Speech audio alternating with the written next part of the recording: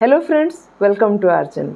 आपने देखा ही होगा स्मॉल कैप और मिड कैप के लिए आज का मार्केट काफी अच्छा रहा और मार्केट के लिए भी ये हफ्ता काफी अच्छा रहा है। चैनल के जो रेगुलर व्यूअर हैं उनको तो पता ही है कि हम लोग यहाँ पे बहुत ही शॉर्ट और सिंपल तरीके से चार्ट्स को एनालाइज करते हैं और मैं बेसिक प्राइस एक्शन के साथ ही काम करना पसंद करती हूँ। तो चलिए उसका एक छोटा सा एग्जाम्पल देख लेते हैं कि ये बेसिक प्राइस एक्शन कैसे काम करता है और कैसे इफेक्टिवली काम करता है। हमने स्टॉक ऑफ द वीक में एक स्टॉक डिस्कस किया था 20 अप्रैल को, ITD सीमेंटेशन। जैसा आप लोग जानते हैं मैं बहुत ज़्यादा इंडिकेटर नहीं यूज़ करती हूँ।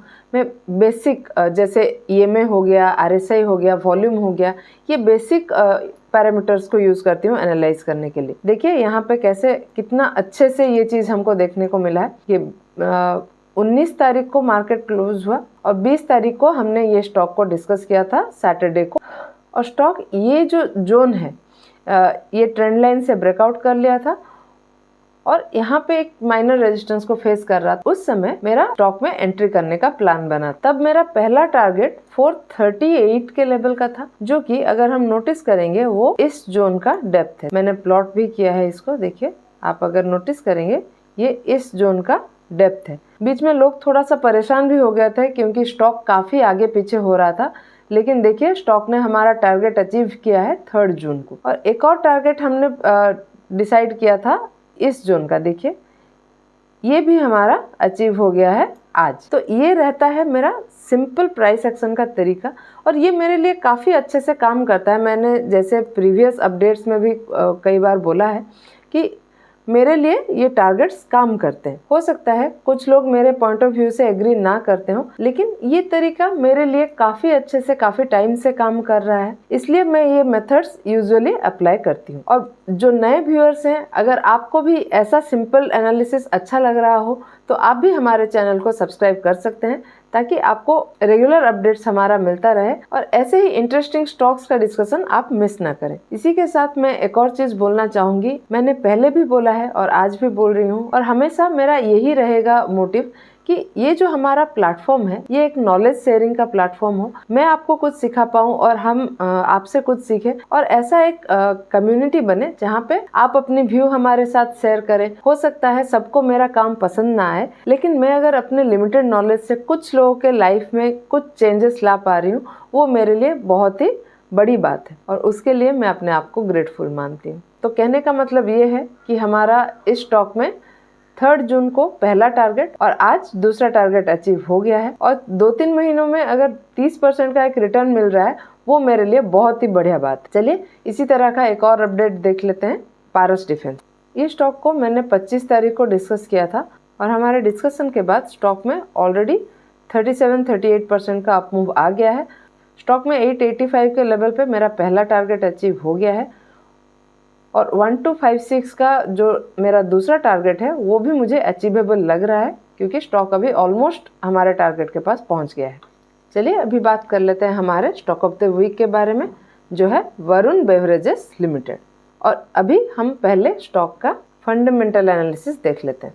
जैसा कि आप सब लोग जानते हैं, वरुण बेवरेज लिमिटेड इंडिया और 5 और कंट्री के लिए पेप्सिको की सबसे बड़ी फ्रेंचाइजी है और ये कार्बोनेटेड और नॉन कार्बोनेटेड ड्रिंक का बहुत बड़ा रेंज को कैटर कर रहा है और ये एक लार्ज कैप कंपनी है।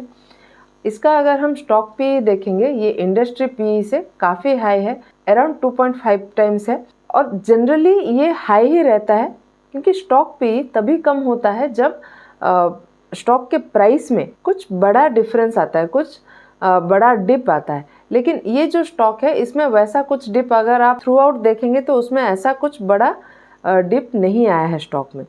तो इसका स्टॉक पी जो है वो इंडस्ट्री पी से जनरली हायर साइड में ही रहता है। इसका अगर हम देखेंगे तो ROC और ROE काफ़ी अच्छा है। ROC 28.8% पे है और ROE 35.2% पे और प्लेज परसेंटेज नेग्लिजिबल है 0.04% और डेट टू इक्विटी रेशियो 1 से कम है 0.78 पे। चलिए इसका रिजल्ट भी एक बार देख लेते हैं, प्रॉफिट लॉस स्टेटमेंट देख लेते हैं। इसका हम अगर ईयर ऑन ईयर प्रॉफिट देखेंगे, ये एक्सपोनेंशियली बढ़ रहा है। 2020 दिसंबर में थोड़ा सा कम हुआ था, शायद कोरोना के टाइम पे हो सकता है, लेकिन उसके बाद से काफ़ी अच्छा ग्रोथ देखने को मिल रहा है हमको प्रॉफिट परसेंटेज में। और हम अभी शेयर होल्डिंग पैटर्न अगर देखेंगे तो शेयर होल्डिंग पैटर्न में हम देख सकते हैं प्रमोटर के पास 62% अभी है, और जो थोड़ा बहुत FII से कम हो रहा है परसेंटेज शेयर्स का, वो DIIs के पास जा रहा है, और पब्लिक का भी होल्डिंग इसमें बढ़ रहा है। ऑल इन ऑल अगर हम देखें तो इसका फंडामेंटल काफ़ी अच्छा है, और ये मेरा एक पोर्टफोलियो स्टॉक भी है। चलिए अभी स्टॉक का टेक्निकल एनालिसिस देख लेते हैं। देखिए अभी हम स्टॉक के वीकली टाइम फ्रेम में हैं, और अगर आप नोटिस करेंगे स्टॉक एक कंटिन्यूअस अप ट्रेंड में ही चल रहा है, और आज स्टॉक ने अपना ऑल टाइम हाई को भी टच कर लिया। और यहाँ पे अगर आप नोटिस करेंगे, जैसे कि मैंने बोला था, कुछ वैसा बड़ा डिप स्टॉक में कभी भी नहीं आया है, कुछ मेजर डिप आपको स्टॉक में कभी भी देखने को नहीं मिलेगा। यहाँ पे एक पैटर्न भी हमें दिख रहा है। देखिए यहाँ से यहाँ तक मैं अगर एक ट्रेंड लाइन ड्रॉ करूँ, ये हमारे पैटर्न का पोल हो जाएगा, और ये जो जोन है ये हमारा फ्लैग हो जाएगा। तो यहाँ पे एक पोल एंड फ्लैग का स्ट्रक्चर भी हमको देखने को मिल रहा है। वॉल्यूम आप देख सकते हैं पिछले 2 हफ्ते का काफ़ी अच्छा है, और RSI भी जो धीरे धीरे नीचे आ रहा था वो 60 से सपोर्ट लेके ऊपर अभी चल रहा है। और अभी अगर हम नोटिस करेंगे, ये जो कंसोलिडेशन जोन है, इस जोन से स्टॉक में ब्रेकआउट हो गया है, और ये पोल एंड फ्लैग के स्ट्रक्चर का भी ये ब्रेकआउट है। चलिए अभी स्टॉक को डेली टाइम फ्रेम में देखेंगे। डेली टाइम फ्रेम में हम देख सकते हैं ये जो जोन है हमारा 1375 से 1560 का, इस जोन में स्टॉक करीब 3 महीने से यहाँ पे कंसोलिडेट कर रहा था, और इस कंसोलिडेशन से आज स्टॉक में ब्रेकआउट हो गया है। यहाँ पे मुझे वॉल्यूम आज का अच्छा देखने को मिल रहा है, और RSI भी अगर हम नोटिस करेंगे कंसोलिडेशन जोन में ये ओवरबॉट जोन से नीचे आ गया था और साइडवेज हो गया था, और अभी ये 60 से ऊपर आ गया है। तो अभी बात कर लेते हैं यहाँ पे एंट्री कैसे प्लान करना है।